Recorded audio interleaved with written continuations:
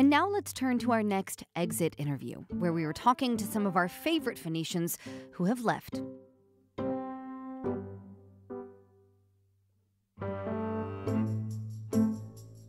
Phoenix has always been a transient place, but why is it that so many people who have made an impact on this community leave for brighter futures? In Phoenix, it's not cool to say you're from Phoenix. Like, I'm guilty of that too. Anybody that told me that they were born and raised in Phoenix and then they're in their 30s, I'm like, what are you doing here, Steve? You should leave. I don't trust you at all. You are and have been for your entire life so entrenched in this place. What did it take to get you to move? What's that been like? Well, what it really took is a pandemic. My body sort of had like this fight or flight response. And I was like, man, I got to get out of this country. Like, this country is not built for us. I wanted a challenge. I wanted to grow. And people say in New York, that's if you can survive there, you can live anywhere. You think you'll ever come back? I will never say never. I really can't say what's going to happen in the future, but I'm not letting go of Phoenix. What kept me here was the people. I was fortunate enough to meet some wonderful individuals, genuine, really good people.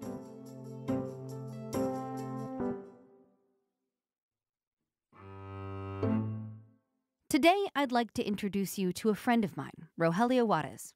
I grew up in, a Mexican-American family in Chandler. Went to Chandler High, just like, all my aunts and my mom and her parents. Juarez is a writer. He just defended his master's thesis in fine arts at Cornell University as part of its creative writing program, one of the best in the country. He's looking to publish his first novel next year. And I know usually you don't interview friends of yours as a journalist, but having known Roy for years and having watched him leave with my best friend, his wife, and my godson, his firstborn, I thought he fit the bill for this series perfectly. In the sense that you are, missing this place, but maybe not missing everything about it. What do you miss most? All my family's in Arizona, but I feel like that's sort of the go-to answer. I do love my family a lot, but I love tacos almost as much. I definitely miss the food. Shout out to Elmer's Tacos in Chandler. And while he's talking to me from upstate New York, his writing is steeped in Phoenix. Here's an excerpt from his short story, Carmelo, about a Mexican-American kid from Arizona who leaves to join the ranks of the so-called Parkies. I remember that summer, Carmelo convincing me to drive 8 hours north to work at Mesa Verde. It was the summer Obama won the Democratic nomination. We were both in my mother's kitchen, eating caldo in 100 degrees like real Arizonans as the news played in the background. That's when Carmelo told us of the Parkies, these gabachos that didn't vote and migrated to the canyons and the Badlands, to the lakes, and especially onto Yellowstone like a pilgrimage. My mother thought it strange, thought they were pimply, sex-crazed weirdos. Those are carnies, Ama, I told her. This would be the perfect first job for Lalo, Carmelo said with that huge grin. My mother smiled at the word work. I was 19 and just wanted to get out of Phoenix for the summer, and off the hot-ass streets, people trudged on like penitents, paying for something. Juarez wants to be an Arizona writer whose writing speaks to the truths, the sometimes hard truths, about this place he is from. But how does he do that from New York? So for me, I almost never want to write a story that's outside of Arizona. I think the specificness is actually a strength. I think that is where the power comes from. It's not trying to guess, what's this universal experience or what do other people expect of an Arizona story. It's really just trying to tell the truth about what I love here and the people that I love. Like a lot of people who are from here, Juarez grew up alongside Phoenix. He came of age as the city did. I remember maybe I was 17 or 18, and that's the first time I sort of went to downtown Phoenix, on my own as an adult. And I remember the moment I just crossed Central Avenue, it was like this whole other world sort of opened up. And it's like, wow, this place is actually pretty cool and strange and weird. And just, feeling the energy, a part of it, sort of coupled with, being a dumb, excited 18-year-old. But it seemed like that was the perfect pairing for Phoenix. But also, like a lot of people who are from here, he had to leave to realize what he was missing. For him, that chance first came in college when he went to post-Katrina New Orleans as an AmeriCorps volunteer. When I was over there, I thought I was going to stay there for a long time. I thought, I have no reason to come back to Phoenix. I love this city. There's kind of this energy, this fervor, and I wanted to stay there. But I guess what drew me back was sort of family. I was broke as well, so that pulled me back. And when I came back to Phoenix, I did kind of see it with new eyes. Back in Phoenix, Juarez finished his degree in political science from ASU, considered going into politics or maybe becoming a lawyer, but he felt the call to write, and his Arizona-shaped identity played a big role in that. I was always interested politically in my home. And this place, it's lots of things, but it's definitely, I think, extreme. I always sort of tell other people that don't know this place that the future arrives here first, good or bad. So to me, studying politics, I kind of got a little disillusioned, and I just felt like there was so much about our society and about different parts of communities that we're so stuck. And when I opened a book of fiction, possibility was immediately there at my fingertips.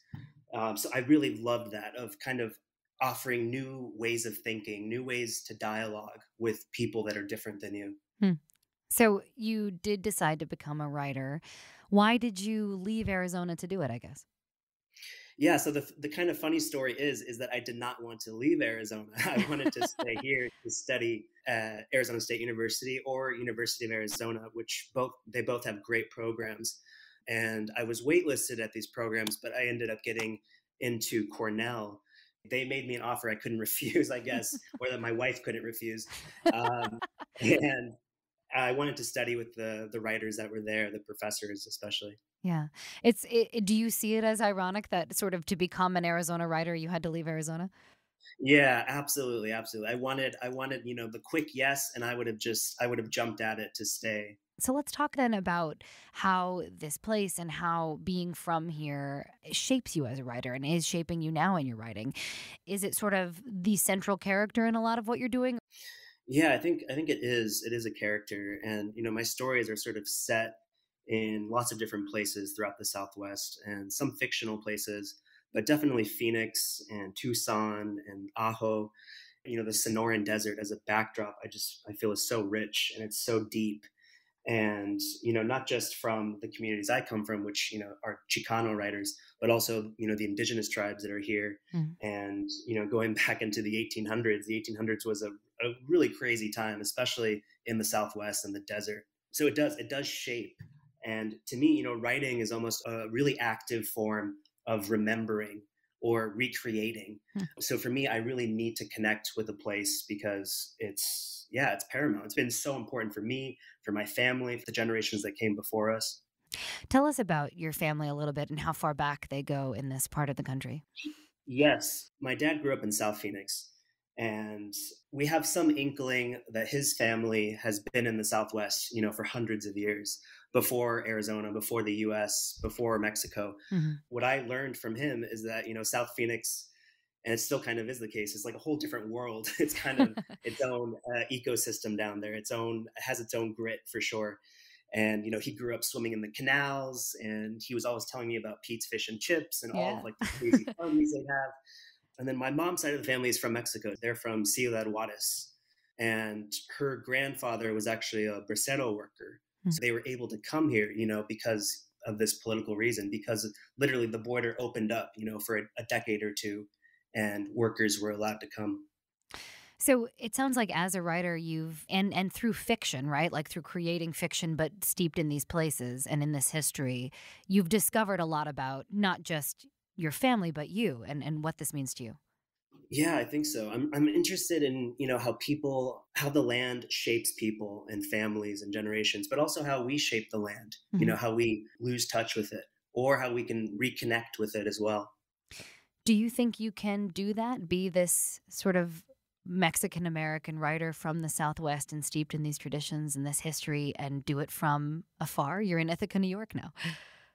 Yeah, it's hard. But I guess that's kind of the magic of storytelling, right? My mind and my heart is always elsewhere. On one hand, I'm very close to like the publishing machine, which is based in New York. And I think that's been a struggle, not just for Mexican American writers, but, all writers that have sort of come from the West. there's always this like, hey, New York, look at us. We're doing stuff over here too. So when you're in, northern New York, right? Like a very different place, very different in every way. What does Phoenix look like now to you in the rearview mirror? Like when you look back on it, has it shifted your perspective on this place? Yeah, it's kind of like a bundle of feelings. There's definitely times where it's hard to see, and my taste buds are watering for the food, and Uh, even just the heat. Right, I've come to learn that I need the heat in my life, the summer heat. But I think at the same time, it makes me a little bit more deliberate on the page. Hmm. I need to sort of cut through my nostalgia. I also need to sort of will myself to go back there in a sort of psychic way, in a way that's kind of opening up experiences and memories and getting at something true. Do you miss it? Yeah, absolutely. One of my mentors here, actually, Elena Viramontes, my last story, she liked it, but she's like, I think you've lost a sense of your home. I Oh. think your great strength is writing place as a character. And she's like, I think you just need to go back. You need to go back there for a little bit. So do you think you'll ever come back? I really want to. My wife and I, we have a young family now, and so we're trying to figure out a lot of things. And our primary concerns are kind of like jobs and schools and safety, and the political situation of places. But I guess my personality is like, I want to go and I want to be at the forefront. I want to sort of be on the ground marching. And she's like, just calm down right now. We need to build a home right now. Yeah. What do you mean by that? Like, is there something happening on the ground here in Phoenix, in Arizona, that you want to be a part of? I think so. I mean, just, my particular experience, I grew up I went to junior high and high school right before Mexican American studies were banned. So, I mean, to me, that's a battle, sort of what I didn't receive. All of the great sort of struggles that people are going through to me, to achieve dignity, good housing and good schools. I think those things are what make a city great. You said earlier in the conversation that you always tell people the future arrives first in Arizona, right? I mean, do you feel like you're missing something in that, or do you feel that like that maybe is a good thing to miss sometimes? Yeah, that's a hard question. I guess the future is kind of coming for all of us, and I think we're seeing, especially with this pandemic and climate change on the horizon, is that the future, it needs to be collective. Hmm. It needs to be figured out, not just in the city and the state level, but also just what your neighbors are doing and the people that are going to your schools. But also that we need strong structures, because as much as people, I think, love their cities, they also love they love affordable housing and Hmm. higher wages and peace for their loved ones. So to me, I feel like I'm writing about those things, but I'm doing it through the lens of my home. Hmm. I said that word before, fervor. I feel like there's still a fervor in Phoenix, and I think we have all the ingredients to be a city that welcomes people and that people really put down roots. All right. Rogelio Juarez, thank you so much for joining us. Thanks for doing this. I appreciate it.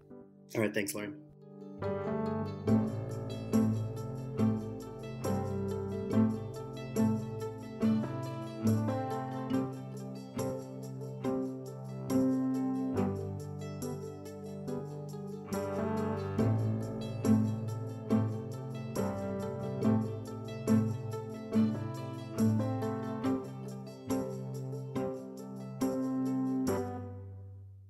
You have been listening to Exit Interview. An earlier version of this story appeared on KJZZ's The Show.